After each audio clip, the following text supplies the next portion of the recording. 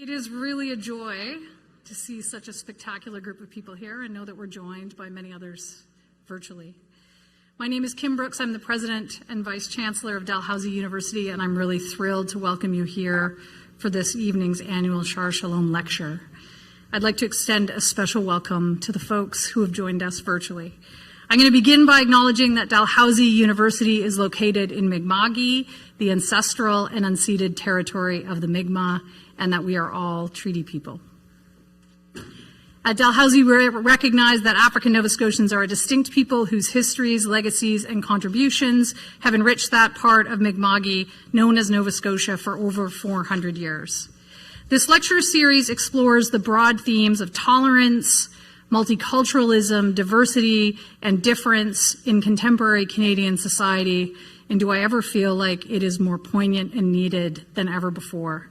It was established over a decade ago as a partnership between Shaar Shalom Congregation and the Faculty of Arts and Social Sciences at Dalhousie, which demonstrates our shared interest in bringing these themes to a wider audience.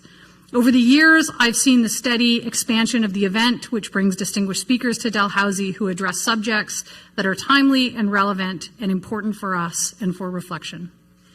I'd like to acknowledge the Shaar Shalom Synagogue and those who are representing the congregation tonight, including especially Dr. Seth Bloom, for their continuous support. These lectures are made possible thanks to the synagogue's remarkable commitment and generosity. Thank you.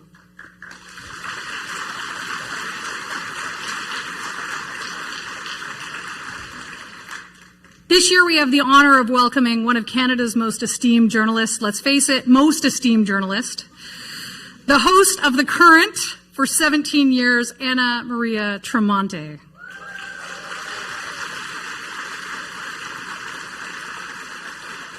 If I could have told my 15-year-old self sitting in a car that one day I would get to introduce Anna Maria Tremonti, I would have been a changed person and perhaps done more with my life.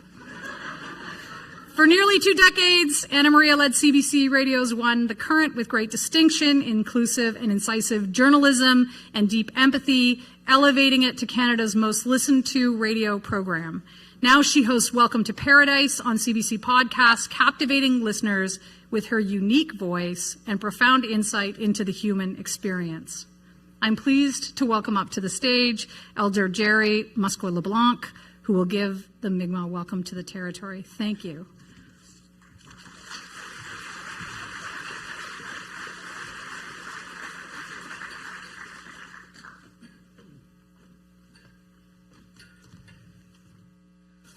So good evening, everyone. Thank you. So yes, my name is Jerry Musquois-LeBlanc. I am Soto Kwe from Kisagos. Mi'kma'ki has been my home for decades. I thank the Mi'kmaq for letting me practice my traditions on their territory. I have been given the honor of offering a blessing to the opening of this event. I know that when I give a blessing and I pray to my Creator, I know that we don't all have the same Creator. We all have different creators, but I invite you to listen to what I say and perhaps talk to the Creator you talk to when you pray. I would appreciate that. Nindis Nakasmas Quiganu Makwa Nindo Dem, Nindu Jabak Kisakos, Kichimanitu Gizolk, Great Spirit. We honor you with this prayer. We are the descendants of the many peoples you so long ago chose to live in harmony on Turtle Island. We give thanks for allowing us to gather here today to safely discuss the racial treatments given to people. We give thanks for the many people in this gathering who are eager and willing to help those who are not treated with respect and courtesy. Gizolk, we ask that your Spirit dwell within each one present and help them listen with open hearts and minds as they listen to the teachings we share. We pray that we can work together to find ways to support each other. We ask that your Spirit dwell within each one of us and allow us all to learn and respect the treaties of peace and friendship. We ask that those who are experiencing difficulty and conflict in their lives find peace and comfort. We pray for those who give of themselves to protect the freedoms we enjoy. Great Spirit, good Creator, Gizol Chimanitu, we ask these things so that the steps we take will become the path of peace for our future generations. Sitnokmok, all my relations. Aho. Thank you very much for listening. Before I go, whenever somebody calls me to come and do a prayer, I always take the time to do a teaching too, to share some of our beliefs, because I really appreciate when people understand why we as Indigenous people act the way we do, why we do things the way we do things, and how we respect all these things. So what I want to teach you, what I'd like to teach you, is our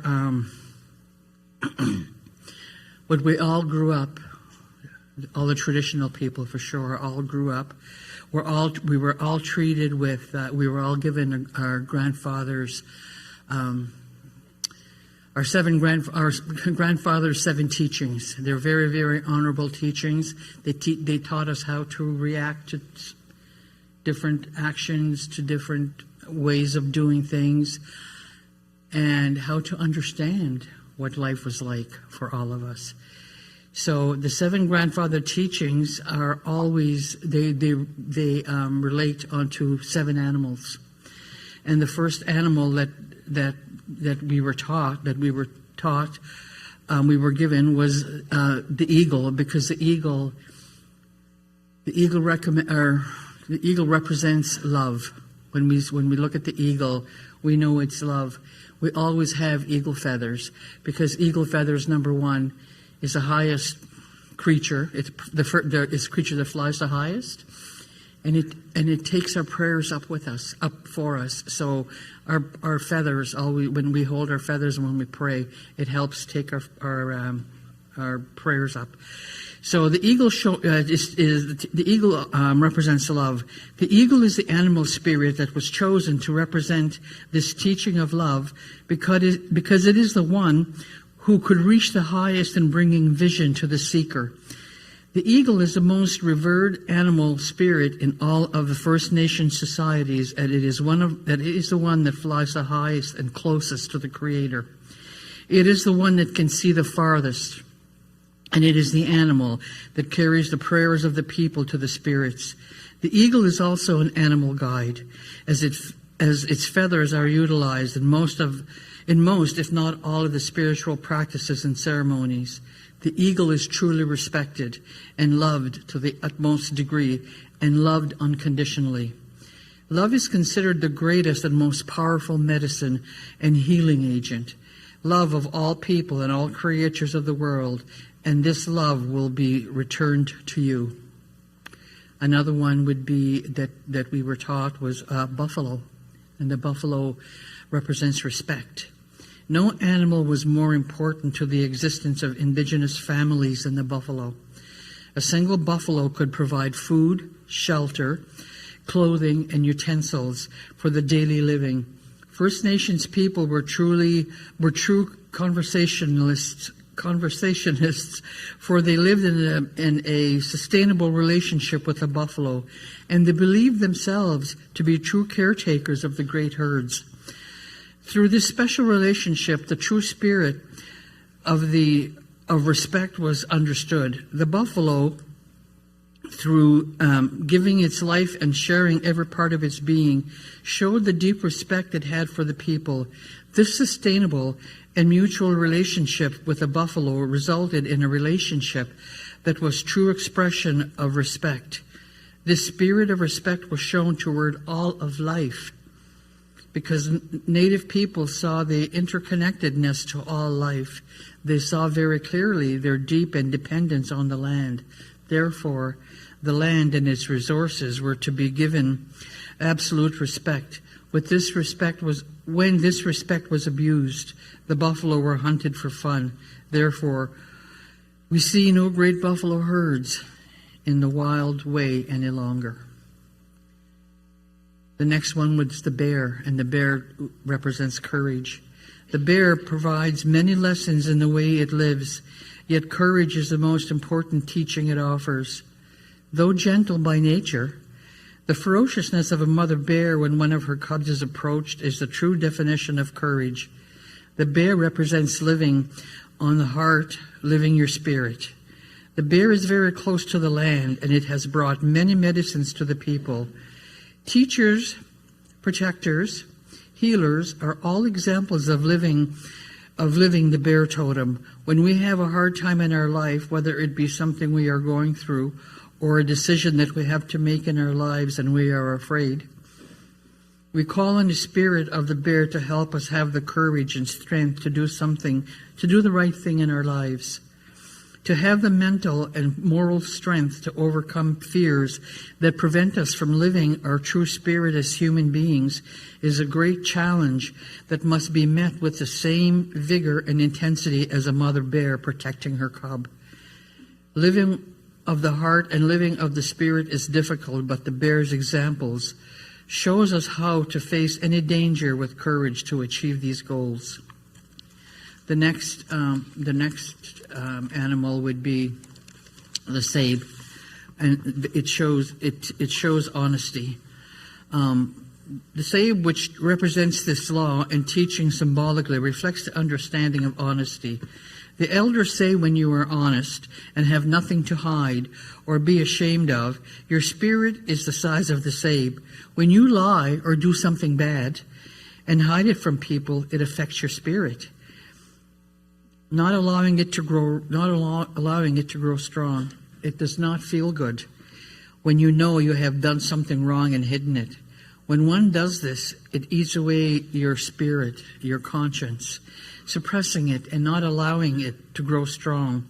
So in order to have a strong spirit, we must be honest to ourselves and to others. To be truly honest was to keep the promises one made to the Creator, to others, and to oneself. Another one would be the beaver, and the beaver represents wisdom. The building of community is entirely dependent on gifts given to each member of the community by the Great Spirit. These gifts must be utilized for the betterment of the community. The beaver represents that building. The beaver's example of using his special gifts he has received, his sharp teeth, for cutting trees and branches, which he uses to build dams and lodges, expresses this teaching. If the beaver did not use his gift to build, his teeth would grow and grow ultimately, making it impossible for him to sustain himself and ultimately will lead to his demise. The beef knows his gifts and uses them to the best of his abilities. The next one would be the wolf, which represents humility. In the natural world, the wolf expresses these humbleness very clearly.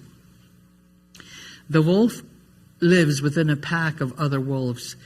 The pack operates as a team. Each animal has a role within the pack to play. Several animals may be the hunters, some may be protectors, some may be the nurturers, and others may be the pups that follow, learn, and grow. Each animal is not more important than the others, as each animal must perform the role that it has for the survival and betterment of the pack. Each animal within the pack is very important, thus none is better than the other. And actually, if you understand, or if you ever see a wolf in real life, or if you saw it on TV, whatever, you'll see the wolf always has his head down. He bows to you when you see him. When the wolf comes to another larger creature, this animal will bow its head, not out of fear, but out of humbleness. He humbles himself in your presence. A wolf that has hunted food will take this food back to the den to eat with the pack before he takes the first bite. The act of sharing from one animal to another is shown clearly with this example. The animal must share for the survival of the pack. And the other one is the turtle which represents the truth, and that's the seventh animal. It is said that in the beginning, when the Creator made man and gave him the 7 sacred teachings, the grandmother turtle was present to ensure that the laws would never be lost or forgotten. The turtle also teaches us patience. As the turtle is one of the slowest moving creatures of Earth, it is her that seems to make it to her destination, no matter the length of time it takes. Grandmother Turtle carries all teachings with her, because if you count the markings on her back, you will find 13 inner markings and 28 outer markings. This represents an old calendar of the days where we followed the moon as our guide. During this time, we had 13 months with 28 days each. This represented the truth, this one cycle of the Earth's rotation around the sun, 13 months, and the length of 1 month, which was 28 days, with the cycle of the moon. Plus, it helped represent the cycle of a woman's body as well. The turtle reminds us that the cycles of the moon, the sun, the body, and all of creation. Grandmother Turtle carries her home on her back. She teaches us all of life that is sacred. The shell of the turtle represents the body of real events as created by the high power and serves as a remember of the creature's will and teachings, of the Creator's will and teachings. These signs are confirmation of the truth which a turtle reflects. Thank you for listening, and I hope you understood all that I said. Thank you very much.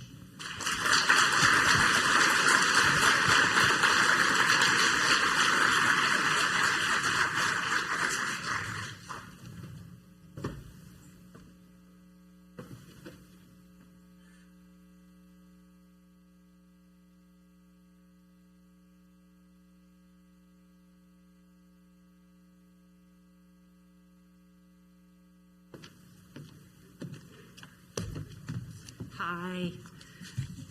Good evening. Thank you to Elder Jerry Moscow LeBlanc for the heartfelt Mi'kmaq welcome. I just listened to it from behind the stage and hiding back there, and it was great. Welcome to everyone tonight. My name is Jennifer Andrews, and I'm the Dean of the Faculty of Arts and Social Sciences here at Dalhousie. I'm extremely excited to have you here tonight for our annual Shaar Shalom lecture, and I want to wish a very warm welcome to the virtual audience members. My mother-in-law and my father are watching this, so a shout out to you. My mom's was sure she couldn't click the link, so I hope the link arrived for her and she clicked it. If not, Mom, you'll see this on a video. Before I present tonight's speaker, I'm just going to brief you on the lecture format. As part of Dalhousie's Open Dialogue Live, we aim to make these lectures as engaging and informative as possible. We've encouraged our audience to submit questions for our speaker, and I extend my gratitude to everyone who has done so.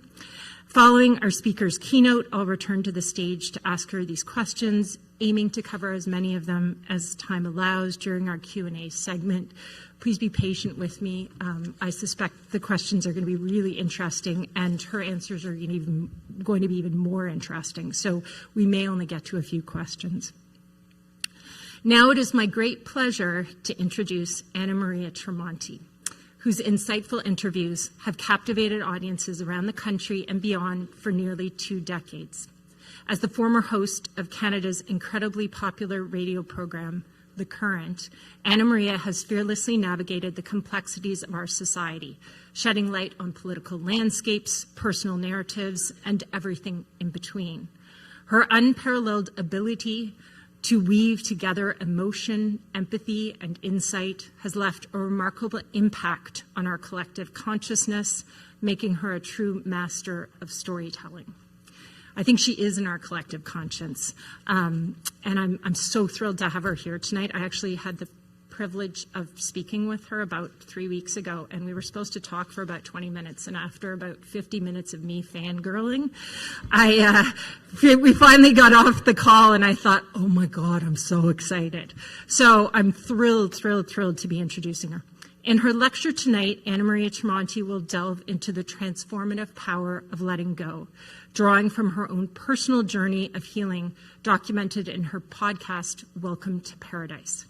Through courageous self-reflection, Anna Maria explores the lingering effects of shame, blame, and pain, inviting us to consider how these emotions shape our perceptions of self-worth and judgment. And she asked the questions, what if we all found a way to let these feelings go? Anna Maria challenges us to examine the profound impact of liberation on our lives and relationships, offering a compelling vision for a more compassionate and understanding world. So now, without further ado, please join me in welcoming Anna Maria Tremonti to the stage.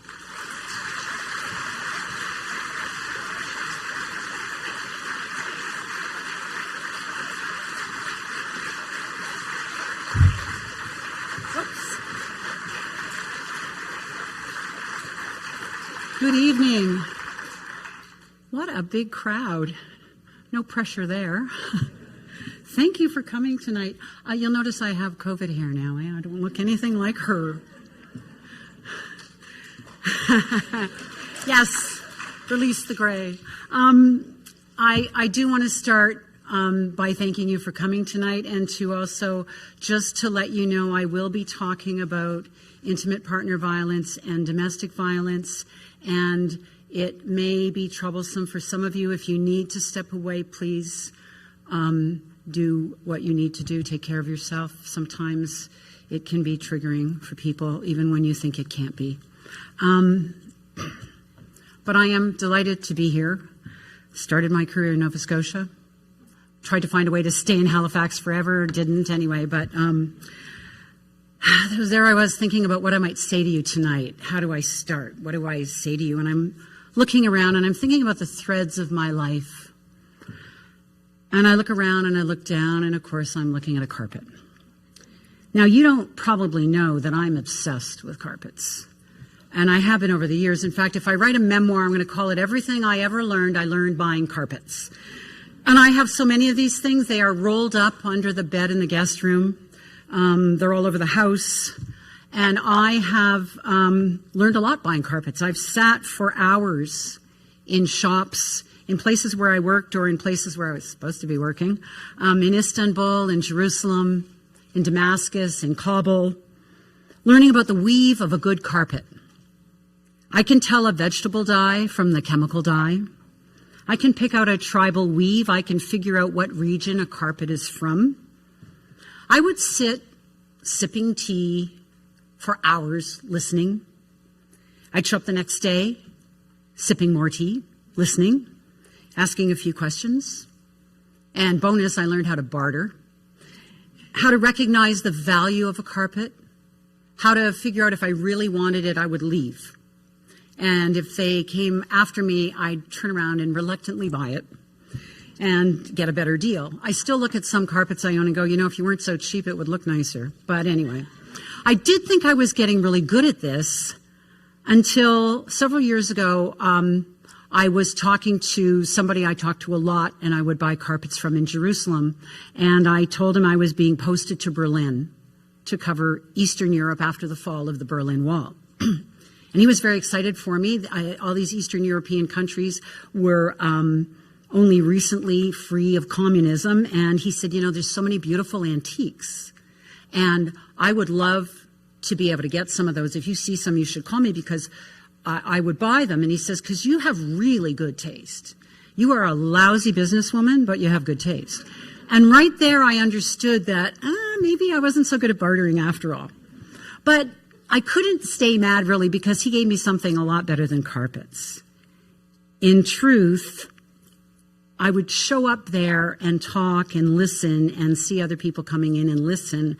And I was really looking for an excuse to learn about people, to learn about cultures that weren't mine, to learn about business in a region or conflict, to learn about common ground, to learn about humanity. Think about what a carpet is. It's a bunch of threads woven together to make a piece of art. It's a functional piece of fabric to cover a floor, to decorate a home. It tells a story. You know, in Afghanistan, you can buy carpets with images of tanks woven in. Sometimes a carpet represents pain, as in child labor. Sometimes it's a thing of beauty created by artisans. Often it's a piece of history. It's passed down through the ages. Carpets are like our lives. We step on them. We admire them. They're valuable, and they are a tapestry of experiences. You know, I remember being in Baghdad in the late 90s when Saddam Hussein was in power. And it was a time of sanctions against him, and Iraqis were really suffering. And I remember being ushered into the basement of a little shop, and the room was piled high with beautiful carpets and all sorts of gleaming Middle Eastern treasures. And I was in my element: bracelets, woven wall hangings, intricate designs. But as I sorted through things, I was looking at beautiful pieces, and they didn't want to charge me much, and I suddenly realized I couldn't buy anything there. Because I understood that all those goods were available because people who were destitute were selling the only things of value that they possessed. And they were selling bits of their lives. And I suddenly felt like a looter, and I left. I mean, look at our own homes. Think about what you've got on your walls, on your shelves. We're kind of like birds. We're kind of like magpies. You know, we go for shiny things, and we like to feather our nests to make where we live our homes. And our homes are really special. But what happens when those homes become a trap? When those nests that we feather can no longer cushion us? When behind our walls we live a terrible secret that we dare not tell to anyone because we're afraid and because we're ashamed? For those of us who have fled our homes or been forced out of them because of intimate partner violence, all of those threads that make up the tapestry of our lives can start to fall apart in ways that too many of us think we're responsible for, in ways that hurt us and shame us. And if I've learned something about carpets over the years, I've also learned something about that unraveling. You know, the first time it happened to me, I didn't see it coming. I was 23 years old. I was a naive 23-year-old. And, you know, it's funny, I say I was naive, almost as if I'm trying to excuse myself, as it might be my fault because I should have known better. I was in love with my first real love, and we eloped. I wasn't even supposed to tell my parents, but I did anyway. And, you know, I now identify this was probably part of his coercive control. We're not telling anyone. And I told them anyway, and he wasn't pleased, but we eloped. And months later, on a quiet evening, as I was trying to get my husband to get out of his seemingly moody mood to talk to me, he suddenly attacked me. He threw hot coffee at me, he screamed at me, and he started pummeling my back with his fists. And I just stood there. I was frozen.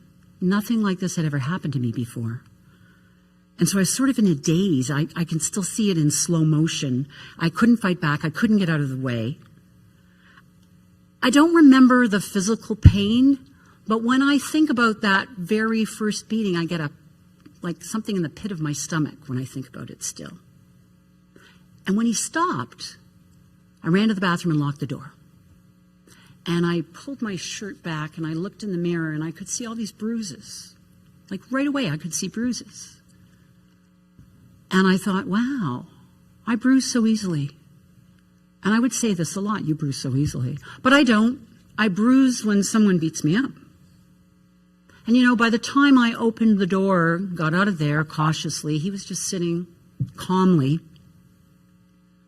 And he started to talk to me in a very measured voice, and he told me that I made him do that. He said, you drove me to that. And that, as you likely know, is not original. That idea, look what you made me do, and variations of that phrase is an all too common refrain when we talk about domestic violence. And right then, though, I began to absorb the blame for his abuse because I believed him. I must have said something. Maybe I need to be more careful. So when it happened again and again, I had that narrative. I needed to shut up. I needed to be a better person. What the hell was wrong with me to make him do this? And I never thought that I would think that, but I suddenly started to think that. And I didn't tell anyone. I had a job that I loved. I was reading the morning news at C100 FM in Halifax. Probably some of you listen to that still today. I'd get up at 4:30 in the morning. I'd have to kibitz with the DJ, and I was never good at kibitzing. But I'd have to be light and chatty in between the news stories. And I even read out news stories about domestic violence. And I never equated them with what was happening to me. I didn't see myself in those stories. I was that much in denial. And then one night I was walking home, and it was evening, but it was already dark. And there, you know, the road to my apartment, a lot of trees on one side, like a field, and then houses, and then at the end was this low-rise apartment building that we lived in. And there wasn't a lot of traffic, so I'm essentially alone on this dark street. And I'm looking over my shoulder, and it's a bit creepy because in the news at the time, and I'm reading the news in the morning, so I'm reading out these stories, the Halifax police had warned that a man was randomly attacking women on the street. So there I am thinking, oh, you better hurry up, be careful. And I know where my keys are in my pocket. And I get to the door of my apartment building, and I think, wait a minute. You're in more danger when you go in there than you are standing out here. And that's when I understood what so many other people feel when they face this kind of thing in their homes. And you know, I'm lucky I got out after a year. But during that year, I kept the secret. I so wanted to be that couple in love, that couple I supposed everybody else was. I didn't want to be in a failed marriage because that would mean that I was a failure. So we would show up at dinner parties, we'd show up with friends, we'd hang out, and I would say nothing. I covered my bruises. I pretended things were terrific when I spoke to my parents back in Ontario. I went to work every day. I didn't mention what was going on. And in those moments when I was alone, I would berate myself. I felt I was so stupid to let him beat me. And you heard that right. I thought I was letting him do that to me. I thought I was wrong, that that's why he did it. I thought a stronger woman wouldn't allow this. So what's wrong with me?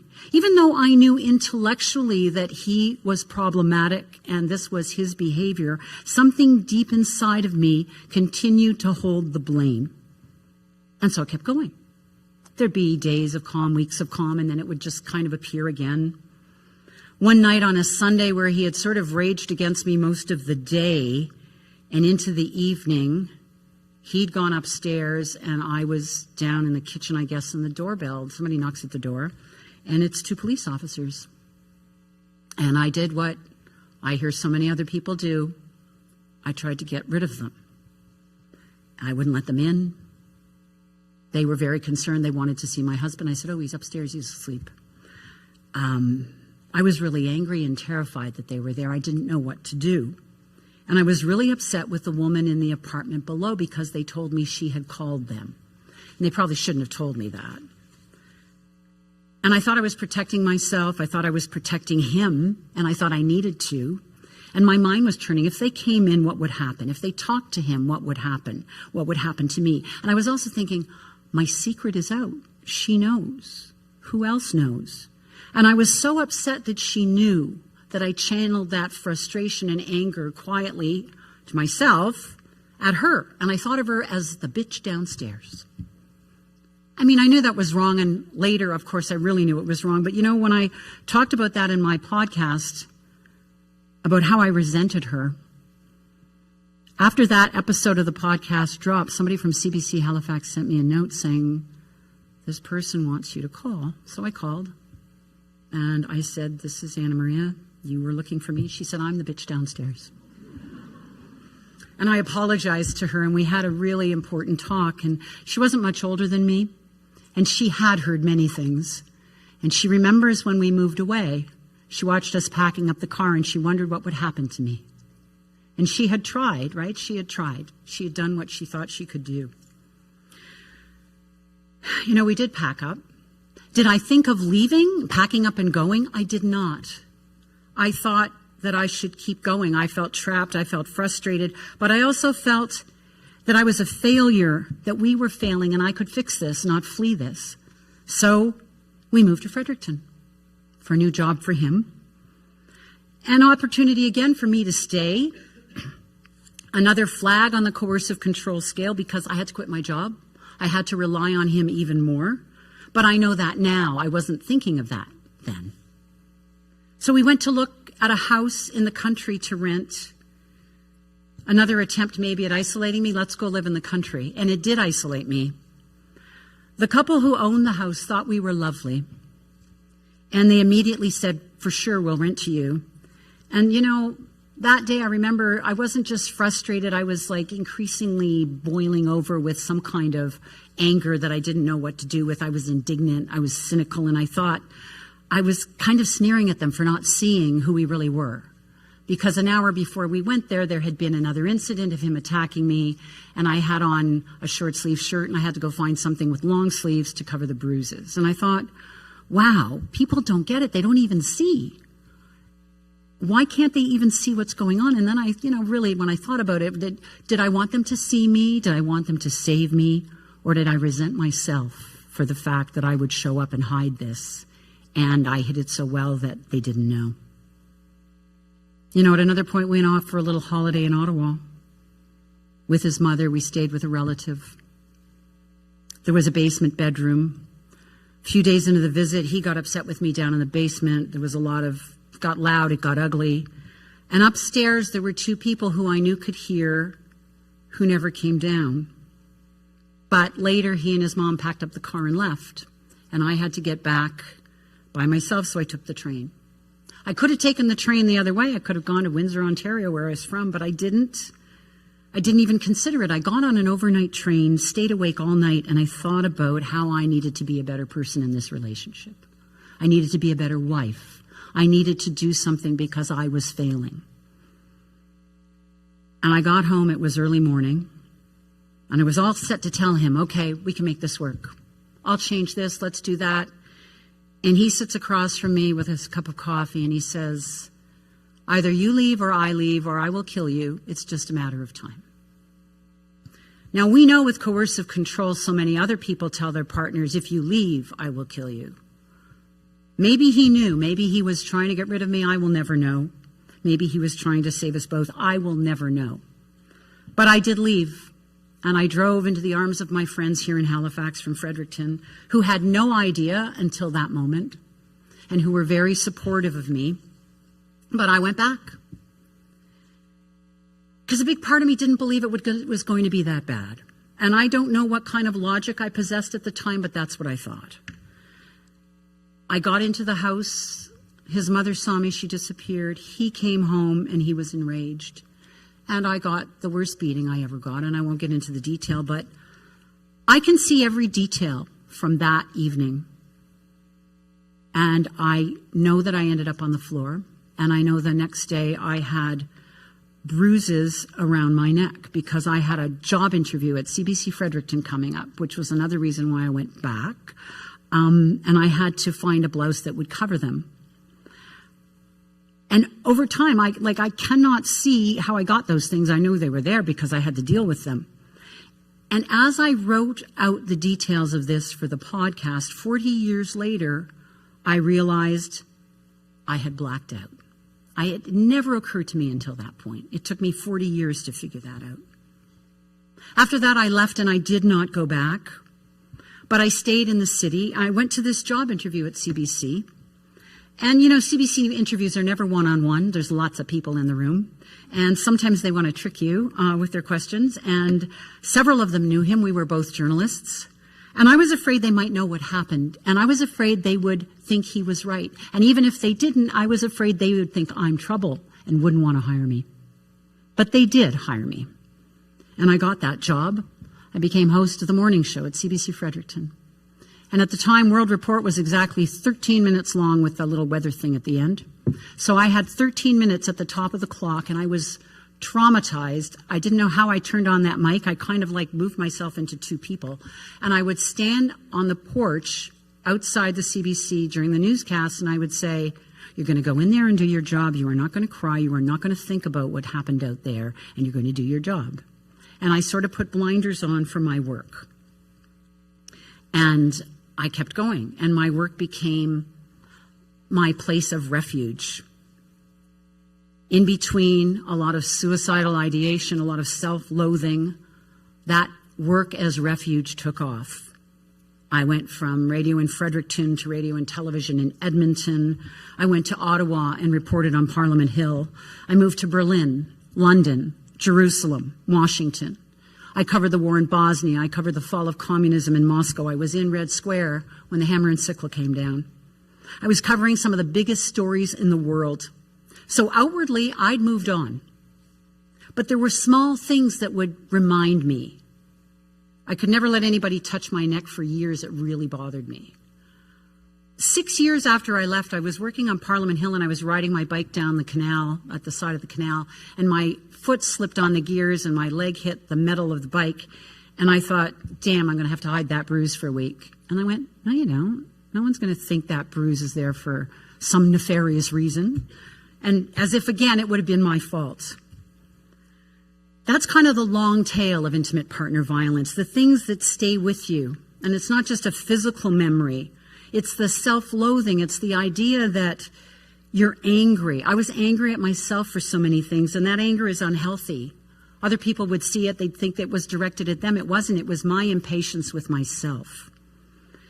And even with the successes I had these feelings of inadequacy that kind of juxtaposed themselves.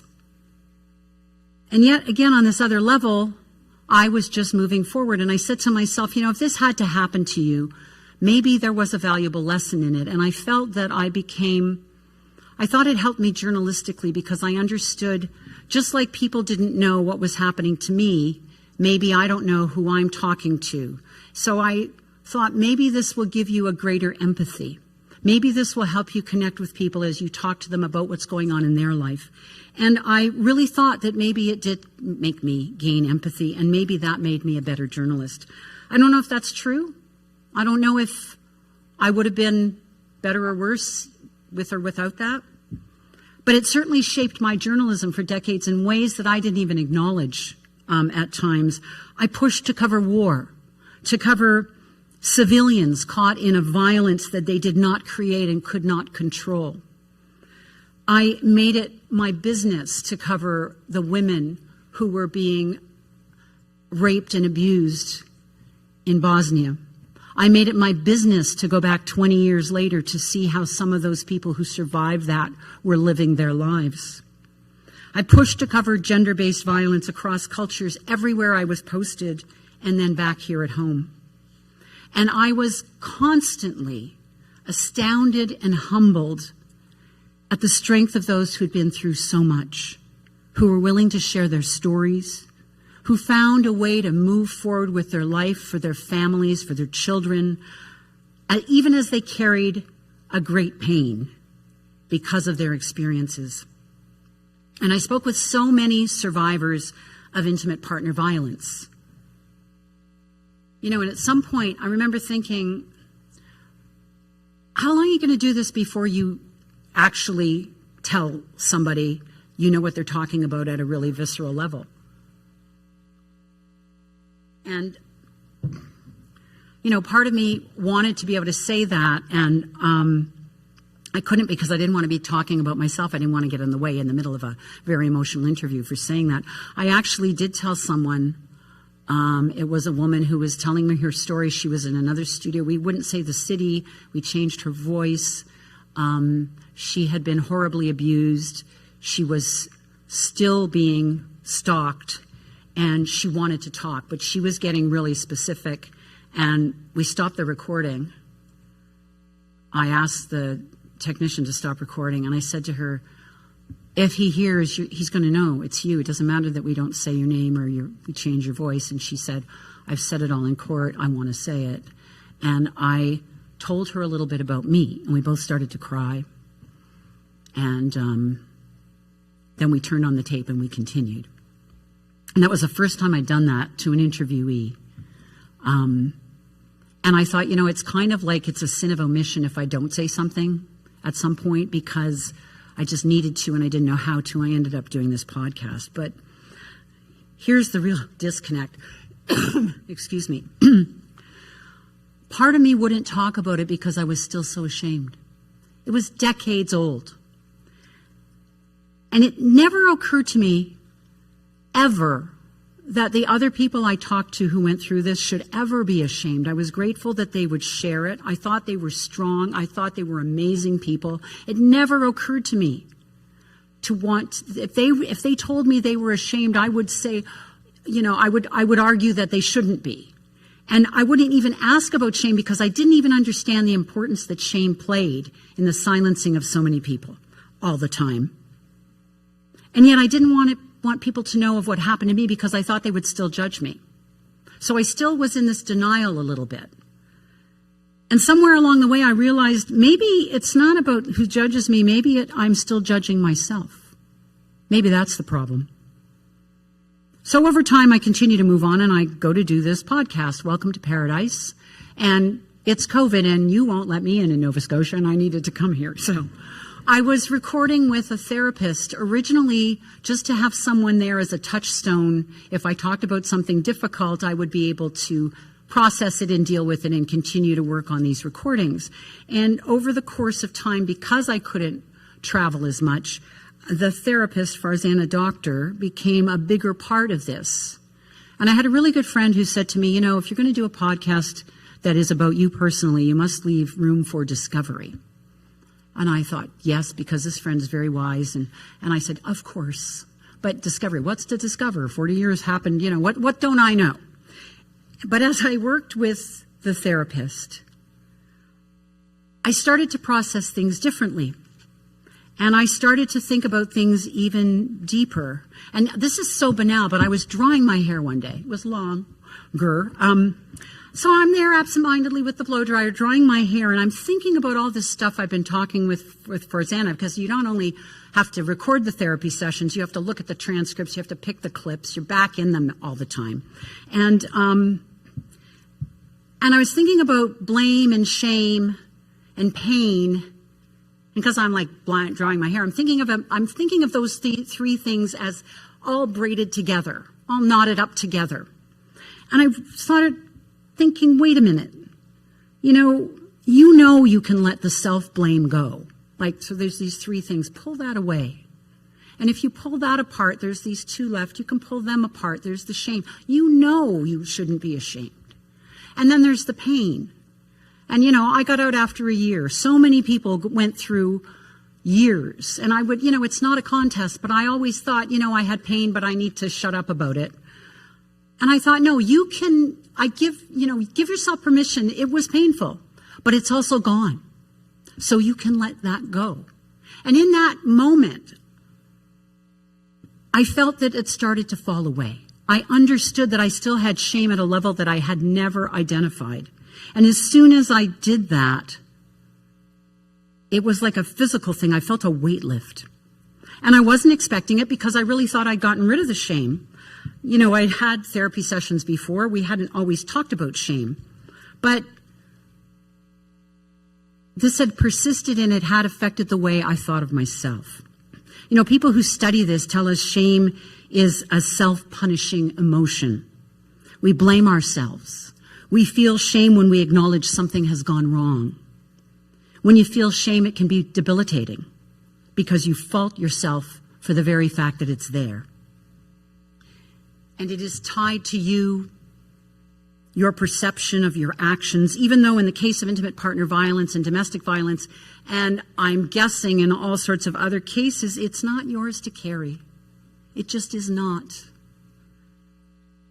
I could not see that for many, many years. Something deep inside of me still saw myself as a problem. Would I have seen it differently if my abuser had not insisted that it was my problem? I don't know. But I think the shame that attaches to us gets stickier if we feel judgment and blame from others. And I'm not so different from everyone. I internalized my shame. I fed it with more shame and more blame.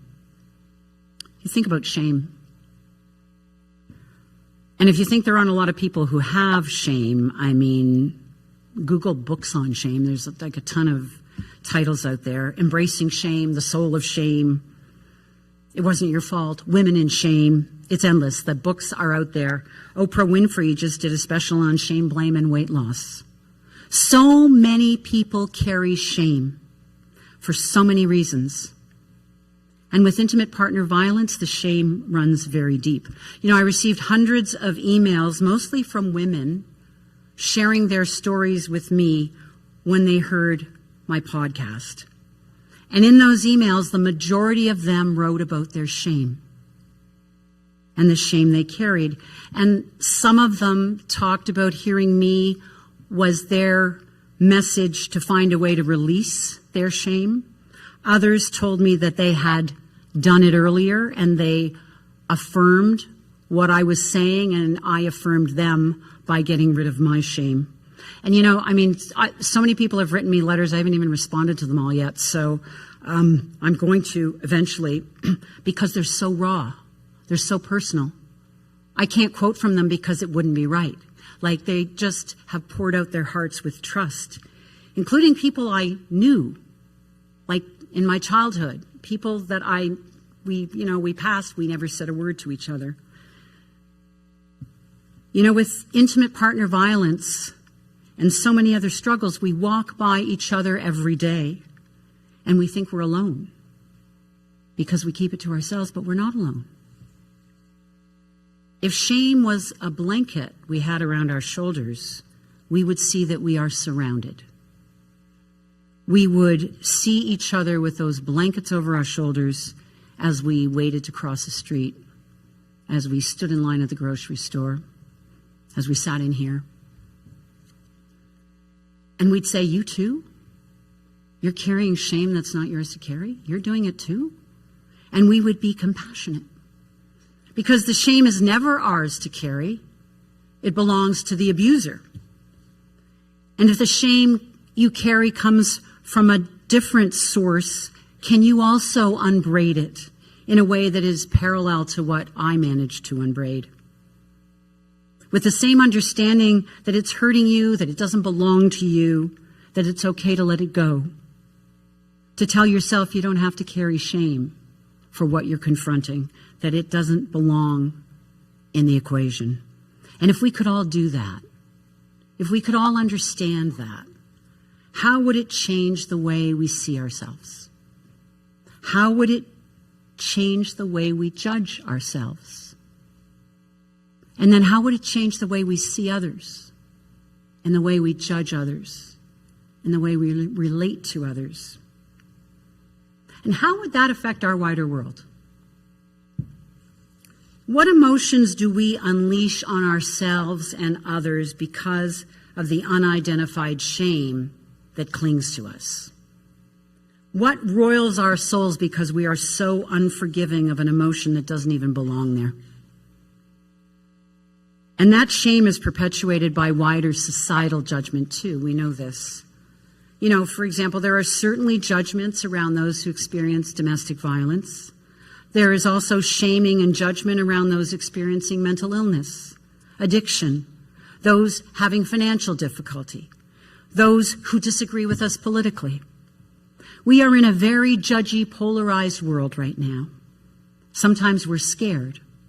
Sometimes we're angry.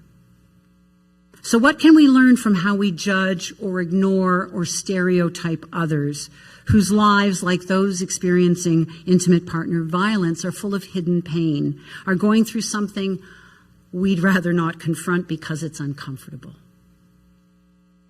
Let's go back to that idea of a stereotype. Figuring out who has been trapped in the cycle of intimate partner violence is a tough thing to wrap your head around because we don't fit a pattern. I will admit to you that I waited 2 years after I got out of my marriage to even tell my parents what happened. And my own mother said to me, "You? Her headstrong daughter? Opinionated headstrong daughter?" I didn't seem like a stereotypical victim. And I didn't see myself as one either, which left me in denial. But the thing is, there is no stereotype because it isn't about who we are. It isn't about what we do. It's about what the abuser does. It's about abusers who use coercive control. And that's a phrase that did not exist when I was going through this in the context of domestic violence. But now coercive control, there's a fight to get it into legal and, in judgments and other things. There's a real fight to get it recognized. Those who study it say it's akin to a kidnapping, where someone ends up trying to change their behavior to placate the abuser, and where it can really end up in even murder or other, suicide and all sorts of other things. There's a woman named Jane Monckton Smith. She was a British police officer in her first career, became a professor of public safety. She is an expert on homicide, not on intimate partner violence. But she wrote a book called In Control, and she outlined 8 steps in violent relationships that lead to murder. And I read that book only a few years ago, and I said to my therapist, I was textbook. And she said, everyone's textbook, Anna Maria. That's why they call it textbook. But it is something you can literally plot on a graph. Excuse me. Perpetrators don't fit the stereotype either. They can be doctors, lawyers, directors, judges, engineers. They can be news bosses. My then husband was a journalist who assigned other journalists. So if the man I married thought I was the one responsible for the violence against myself, what do you think he would have done if somebody was pitching a story on intimate partner violence? Would he have dismissed it? Would he have deemed it unworthy? And, that's not such a stretch, because this was happening to me in the 80s. And, the newsrooms, now there's lots of women in news, but I belong to the first generation of women to populate newsrooms in great numbers. And by bringing the stories of gender-based violence and stories like that to the table, as we fought to cover politics and economics and wars and everything else, but we fought to cover those stories too, we changed the coverage. And that coverage changed in the way we deal with the wording and how we pay attention to this and how we move forward, even in letting people know that this is an issue that we need to pay attention to. My partner at the time was a respected journalist. And after he kicked me out of our home, he wouldn't let me get my stuff for months. And when he finally agreed, it was a weekend when he was out of town to get a Human Rights Award for his reporting. So, no, we don't know who the abusers are. We walk by them every day as well. We can't spot them in a crowd. We don't suspect them. Or maybe we do know who they are because they're our neighbors, but we don't think it's our business. But it's everyone's business. Do the abusers feel shame? Probably. For some of them, that makes it worse for those who they abuse, because rather than get help, they double down. And the consequences go beyond our emotions. They can include concrete physical liabilities that follow people for untold lengths of time. Again, that long tail of abuse. So there are studies underway now. They've been going on for several years, but they're not getting a lot of attention. And there are others poised to begin that focus on brain injury, the impact on cognition in the short and long term for those experiencing intimate partner violence. It's estimated that as many as 92% of women who experience physical violence at the hands of an intimate partner will experience brain injury from concussion or strangulation. And these are often repetitive injuries. Think about it. That happens more than once. Akin to, but often far worse than, the brain injuries sustained by athletes. In fact, some of the most important work underway in Canada right now is being done by researchers who started in athletic brain injury studies and are shifting over to intimate partner violence. 2 years ago, the New York Times had a story. They said hundreds of concussions occur every year in the NFL. Thousands occur every year in the military. And then they quoted a researcher who said the average annual number of brain injuries among U.S. survivors of domestic abuse is 1.6 million. Along with the obvious general concern about the extent and damage that these injuries can cause, again, short or long term, they don't even know always, is the concern how a brain injury, often undiagnosed and unrecognized, affects the perception of the survivor. So if police arrive at the scene of domestic violence and the victim is slurring words because of a brain injury, the other person can say, oh, they're drunk or they're high. And that's what they might think. Or if it's undiagnosed, it can be used in a courtroom. If they're in the courtroom and they appear to be inconsistent or incoherent in a court appearance, that can have them be judged unfairly as irresponsible or incapable or a bad mother.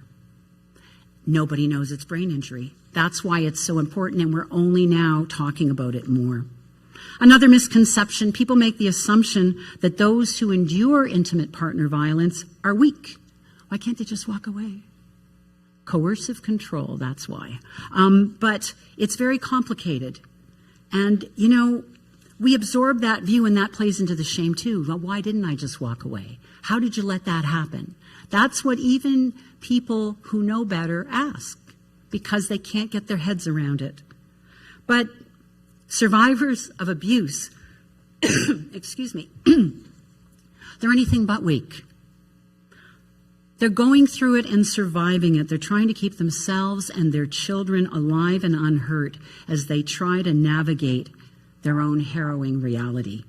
That is not weak. That is Herculean strength. They know just walking away isn't an option. Maybe they live in a rural community where there's nowhere to go. Maybe they're afraid that they'll be followed. They fear a piece of paper outlining a restraining order will not protect them. And far too often, they are correct. And they know, we all know, that women who have voiced an intention to leave or who have just left are in the most vulnerable moment in time at all. And that is another thing with coercive control. When the abuser thinks they are going to lose control, or they think other people know and that will affect their control, they can become more violent. We also know that this kind of violence has tentacles into our wider society. It is not just between two people, or it is not just in one family. What we're learning from those who study this over time is that there is an uncomfortable link between intimate partner violence and mass murder. And this is a very touchy subject to raise here in Nova Scotia because you know all about this. You saw that in the massacre of Portapique in April of 2020. It stunned the nation. That rampage began with a brutal attack that night on the killer's spouse, a woman who had been abused by him for 2 decades, years during which neighbors told police of violence against her, but nothing was done. She became a suspect, in fact, because of his crimes until people who understood managed to step in. September of 2022, Saskatchewan, a murderous stabbing spree at the James Smith Cree Nation, also began with the killer's desire to attack his partner. It's believed that he went to her parents' home to find her. She had fled. He killed her father, he injured her mother, and he would kill 11 people in total during that rampage. And again, she had to endure the false rumors about her role in those attacks. And she's since spoken of her life with her abuser, describing brutality and manipulation, intimidation, and false hope. Domestic violence is all of our business.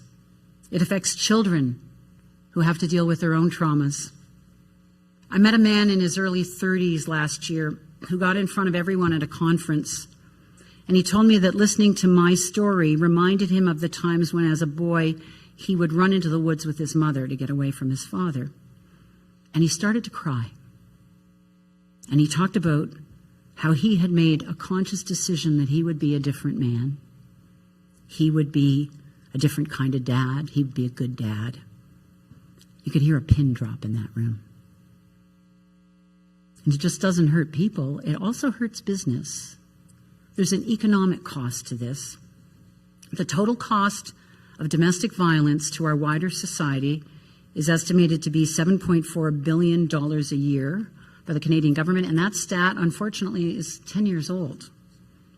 $6 billion in victim costs for pain, suffering, counseling, and legal fees for divorce. $811 million in third-party costs to family and social services. $545 million in criminal and civil justice costs for police, courts, and correctional services, and close to $80 million in costs to employers in productivity and administration costs. These are Government of Canada figures. They are unfortunately a decade old. Abuse costs us all. We pay a price literally. We pay a price figuratively when we look away or when we refuse to understand this issue in all of its complexity. So, that's the cost of our hidden shame. A shame that keeps us from saying, this is happening to me, I need help. A shame that keeps others from saying, this is happening to my neighbor, how do I help? When we find a way to banish that shame, really let it go, when we affirm to those carrying shame that it's okay to let it go, I think things could change. And it's pretty ubiquitous. The numbers are not good. We know that, but maybe they can change. And to do that, we need to listen to each other. We need to talk to each other. We need to learn from each other. And you look at what's happening across the globe. There's unrest, there's violence, there's conflict. It's intense and it polarizes us everywhere. And then there's this war at home, which is very different, but it's in individual homes. You can't see it. There's no bombing, nothing's being toppled, and yet an injury here, a death there, seemingly unrelated, but all connected to the same kind of terrible violence that makes us so uncomfortable that it continues to be hidden or ignored. Even as our cities, our politicians, our experts declare this is an epidemic. And the casualties pile up. The Canadian Femicide Observatory for Justice and Accountability tracks every killing, every femicide in this country. And it says close to half of all solved homicides in this country are committed by a spouse or an intimate partner. It says one woman or girl is killed every day on average somewhere in our country. And it says in Canada, once a week, a woman is killed by her male partner. And I should make it clear, this happens in same-sex relationships. This can happen to men. It is predominantly women being killed by their male partners. But no one is immune from this kind of violence. What about the ones who survive? We don't track those. The ones who disappear from view as they try to rebuild their lives. We don't hear about their struggles, brain injury, the ongoing trauma, the ongoing health issues affecting work, life, their kids, the economy. None of this is not our business. It is our business and we can't turn away. We have to find a way to confront it at another level. Because you know what? This is not a country in a traditional war and it has freedom. And if we can't confront this, who's going to confront this? Because this is ubiquitous. It is in so many places. And in refusing to turn away, I think maybe we need to consider new ways to think. How do we go after this? How do we have these conversations? How do we keep them going? How do we find a way for people who offend not to reoffend? How do we work with people and make it different? And if we're looking at new ways to think, how do we do it with compassion? How do we do it with kindness? How do we invest in a future rather than merely recharge the status quo? How do we find solutions to a problem that enhances our wider society? And how do we do that together? Because we have to be together. We don't have a choice. We've got one planet. Elon's not getting us to Mars anytime soon. And I like to think we could channel Werner Herzog. I had a rambling talk with him once as host of The Current. I was very intimidated by this guy, and he turned out to be the nicest man. Werner Herzog, filmmaker. He's written operas, he's written plays, he's a cult hero, he's a big thinker. And as I was listening to him talk about one of his 3 movies that he had out within a year, I was just kind of going, I wonder how this guy thinks. So I'm trying to think of what to ask him so I can kind of get to the nub of how this guy's mind works. So I started with, what are you working on next? And he goes into this rambling answer about these thieves in his kitchen. And I'm looking at him and I'm thinking, okay, I want to know how he thinks he's talking about break and enter. So I keep listening and I suddenly realize he's not talking about thieves at all. He's talking about ideas. And I go, you're talking about ideas? And he says, yeah. And I go, well, why do you call them thieves? And he goes, because I don't invite them in. So think about that. What ideas do we have that we don't invite in, but if we just let them come in. Well, I started to think, maybe if I can unlock parts of my thinking and let things come in, maybe those uninvited thoughts will swirl in my head and I'll come up with an idea. And what would happen if we all did that? What ideas would you have to share that would allow us all to move forward in a more compassionate way? How can we think differently? What can we just let wash over us? Works for him. You know, I'll boldly speak for every survivor of intimate partner violence and tell you that none of us ever deserves or deserved to be abused. We're all worthy of better lives. So I'll go back to that idea of my carpets, of the tapestry of our lives, of individual lives. Because I talk about unraveling. But the threads that make up our lives, even when pulled apart, can be strong enough to fashion a better life, to weave together a better future. And that's what I hope for when I talk about this, when I finally got the guts to talk about this. I hope for that for anyone trying to find a way forward, a way beyond the violence they have survived, a way to unbraid that pain and blame and shame in order to create a new pattern of joy in their lives. And that joy is simple, it's elusive, and there is no shame in the joy. And there's no shame in believing we are all worthy of finding that happiness and that joy and a way to heal. So I want to thank you for coming here today. You cared enough to listen tonight, and that's a sign already that you're open to looking at this issue. And maybe we can all find a way to move forward and help our neighbors, because they're not just our neighbors, they're part of our society. And we need each other, and we're not alone. So thank you.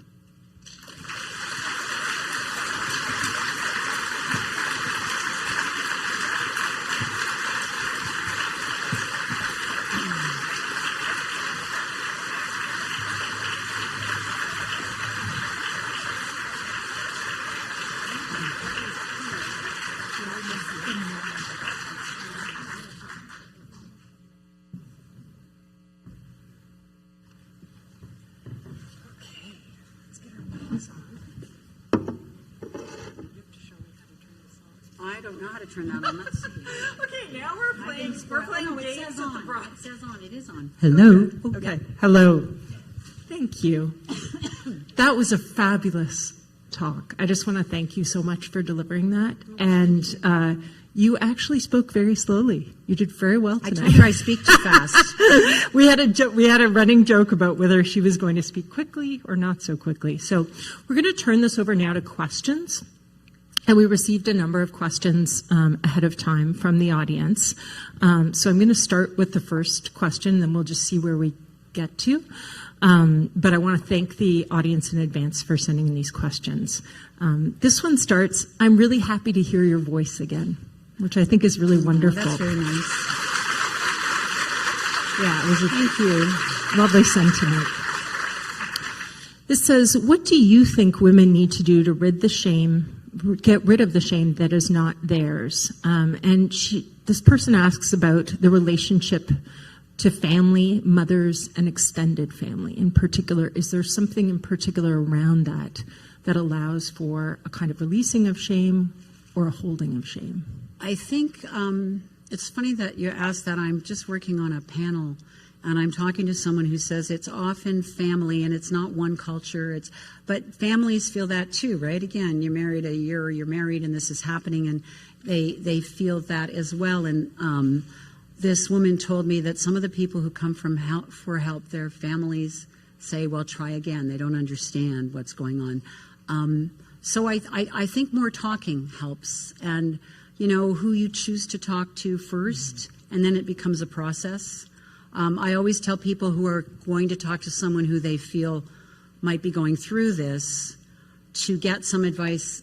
There are shelters in every city, and if you call and ask them how to have a conversation, because I'm not the frontline worker, they will help you do that, because anybody going through this needs a safe person to talk to without judgment and without feeling that they're affected, right? They need that to be able to talk and then to move forward. So Sure. I think that despite the fact that this is so ubiquitous, there's still great pockets of people for whom they don't know anyone directly, and so the stereotype comes in, and that affects how you deal with it in your closer circles. Yeah, absolutely. Thank you.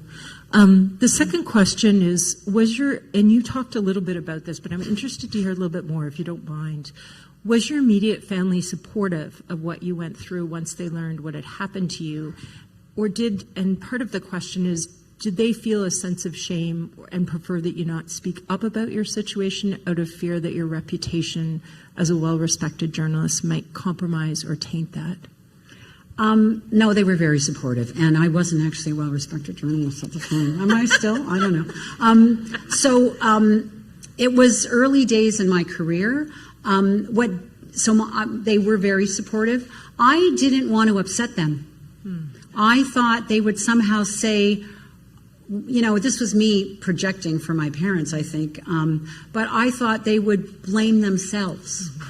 And I knew that it wasn't, even though I was still dealing with my own self-blame, I didn't want to upset them. But when I finally did tell them, we had a really good talk. And when I did the podcast, but I never got into the specifics with them. Again, I didn't. So I would talk to my mom. When I did the podcast, my mom has died, and I talked to my dad about it. And I put his reaction in some of that stuff, right? And there were things that we just had never talked about. They saw me moving on, and they just wanted to be supportive, and they were glad, that I was in a seemingly good place. But I did not tell them about some of the struggles that I felt. I was living very far away from them, and again, I didn't want to bother them with that. And it's not that they wouldn't have helped me, it's that I didn't want them to feel that they had done something, I don't know, I didn't want them judging themselves. Yeah, I hear you. I have kids who sometimes say that to me. They'll say, I don't want to burden you with that. And I think, this is something you need to burden me with? Well, I think that if more people had been talking about it at the time, I would have talked about it more at the time. Yeah. I do remember I moved to Edmonton, and I pitched a story on domestic violence, and my immediate boss kind of hinted that maybe that's not a good idea for you, because somebody had let him know, and I have a good suspicion who that was, and they might have done it out of kindness, saying, cut her a break or something. But I remember thinking, if they're gonna. So at first I stayed away from those stories, and then I went, no way, and. Did it create a kind of ownership as you were telling these others? Like, I'm thinking about in terms of coverage, at least. I mean, you talk about connecting with this particular individual that you were interviewing. Was part of that acting more publicly in a way, kind of dealing with that, dealing with your own experience, but through a different channel? I think that it was, but I didn't always identify it that way, right? I did think that, I remember I really did think, look, if you had to go through this and you learned something from it, not that you should go through it to learn this, but I really saw people, I really understood that sometimes I would look through people, and I started to realize really in a very acute way that I don't know what people go through, and so I can't assume. And it affected the way I asked questions. It affected the way I approached people to talk to me. I spent 17 years at the Current, but I spent lots more years than that as a field reporter. So I spent most of my time meeting strangers, asking them questions, getting them to trust me with something, often traumatic stuff. So it's a very short thing, but I somehow just instinctively kind of learned how to approach people and when to leave them alone and that kind of thing. Yeah. When to back off. Yeah, which I think you need to figure that. That's a very important part of also supporting people who go through these kinds of situations. The next question is about this is an interesting one. Anyway, I'll be curious to see what you say. What type of life choices did you make? And I think you've talked about this a bit, to help empower you in moving forward to heal your life and let go. Well, I knew that I liked reporting. Yeah. So one of the first things I did, I was a host. And I found that was too, it was too revealing. I didn't want to talk about myself. And, at some point you got to kibitz about what you do in the weekend, and I didn't do that stuff, right? So, but reporting, I liked reporting on other people. I liked meeting people and hearing their stories, and so it really directed me toward reporting. I wouldn't take a job if it wasn't a reporting job. I went through, and this is, for a young journalist today, this would be like nothing compared to what they have to go through now to get jobs. But I went through 10 job interviews at the CBC, and I couldn't get another job because I didn't want anything but a reporting job. I understood that that's what I wanted to do, and that really propelled me forward. I was interested in other people. I was interested in the world, and that was my way to. And you could cover the bad things, but you could also cover people's triumphs. You could see how people live their lives and learn from them, right? And so I just kind of was a sponge. So it affected me that way. I wanted to report. It was really clear to me when I left Fredericton, I would only report. Yeah. Okay. So even going to the Current was a very big deal for me because I had never wanted to be a host. But something happened and I became a host. And then you got suckered. They told me I could do a lot of interviews, so I said, okay. Okay, I'm just going to I think we'll ask only one or two more questions. The next question is, did you rely on local community service groups or other supports? And if you did, I guess as you were, leaving the domestic partner, the domestic abuse, if yes, could you please let us know a little bit about that experience? This was 1980, 81, 82. Yeah. Wasn't a lot around. Yeah. And I didn't know how to ask. I did call a shelter. They suggested he leave. But it's probably the way I phrased it, right? And I panicked. I didn't end up, and then I just left. So there wasn't a lot of around. I mean, I think it's amazing the shelter system that exists now. I mean, the first shelter in Canada is now 50 years old. It's in Toronto. It's the first one. And right around that time, they started popping up. But they weren't everywhere. We didn't call it intimate partner violence. We called it wife beating. We didn't call it domestic violence. The separation of those things of child abuse and intimate partner abuse and gender-based violence. Gender-based violence was not a word that even existed, 15 years ago maybe, right? So it was far more, difficult to figure out. And I'm very grateful for the number of frontline workers who exist, who struggle for funding, who help a lot of people now because it's really important. Yeah. There are more supports, but probably not enough, right? Yeah, there's never enough, right? It's you talk to the shelters, they're full, right? Yeah. But they'll find a way. I mean, I talk to people who, they drive through the snow to go get somebody and bring them in. And, and we're changing because we talk about it. Mm-hmm. And again, this is not. It's not a coincidence when you put a bunch of women in newsrooms for the first time and they come in large numbers, they see things that the other people didn't see. Mm-hmm. That's why when you have diversity in newsrooms, when you have Black journalists, Indigenous journalists, journalists of color, they bring things to the newsroom that everybody else didn't see or maybe ignored as a story, and it changes how we see our society. Mm-hmm. Mm-hmm. I have one other kind of curiosity question. What do you think COVID did or what was the impact of COVID on domestic partner violence? It was terrible. Yeah. The isolation, it meant people were trapped in their house with their abuser. Immediately, I remember the federal government announced money right away. Mm-hmm. You started hearing from the shelters right away. It was a real problem because of the isolation. And it, I caught myself. I remember I was writing this podcast and I was looking out the window and I was thinking, I wonder what would happen if I was with him during this.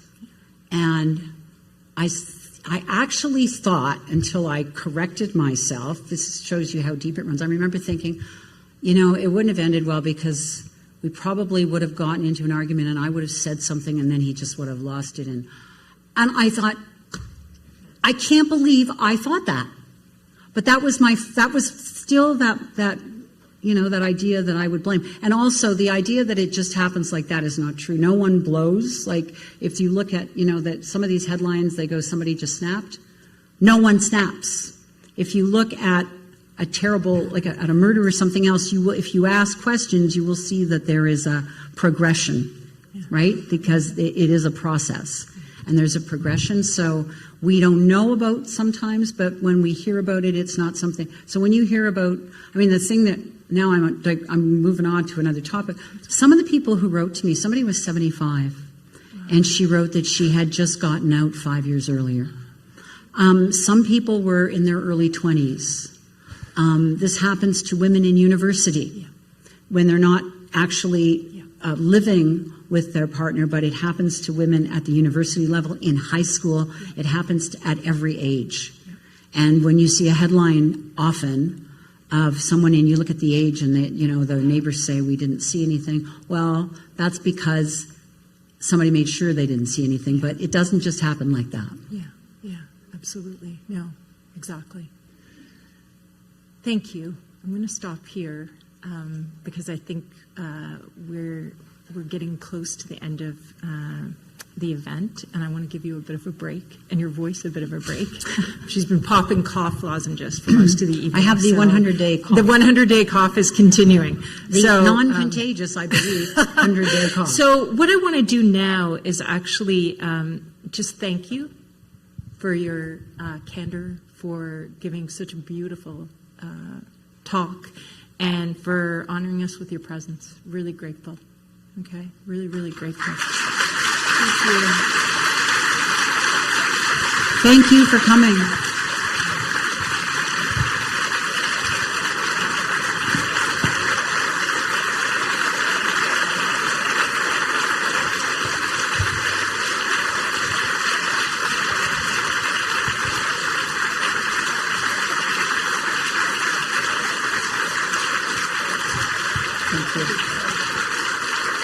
Thank you for caring enough to come. Thank you. I'm just going to ask Seth Bloom to come up and give some closing remarks. So, Anna Maria, if you want to stay here, you can actually. Yeah, take a seat. Seth won't mind if we sit down, right? Thanks, Seth. If I can just have your attention for a very short period of time, just to say a few thank yous tonight. I'm Seth Bloom. I'm just the representative of the Shaar Shalom Synagogue, and this is just a lecture series I've been involved with for the past 12 years. It's been very rewarding to see the evolution and progression of this lecture series. The purpose of this lecture series is to bring speakers to Dalhousie to discuss topics that heighten our awareness of how we as a community can progress to be a more kind, compassionate, and humane society. And in our current polarized and divisive world, I hope and trust that this is a small but meaningful step towards that lofty goal. And the Shaar Shalom really deeply values this partnership with Dalhousie University, and our shared goals of the importance of tolerance and diversity are mutual. I'd like to give first special thanks to President Kim Brooks, who, to my knowledge, is the first president of Dalhousie to attend this lecture. Thank you for your presence and support.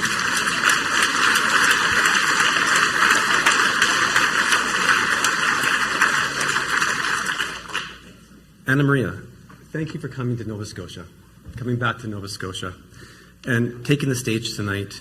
Your courage in standing up here and telling your story is simply inspirational. I have no doubt that among us tonight are people who have gone or are going through similar challenges and have benefited from hearing your experience and perspective. It can't be easy.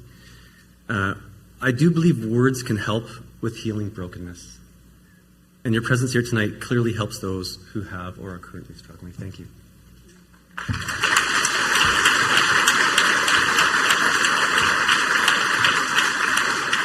To Elder Jerry Marca LeBlanc, thank you for your blessing, your welcome, and for your story. And you can't help but think of the courageous bear being on stage tonight.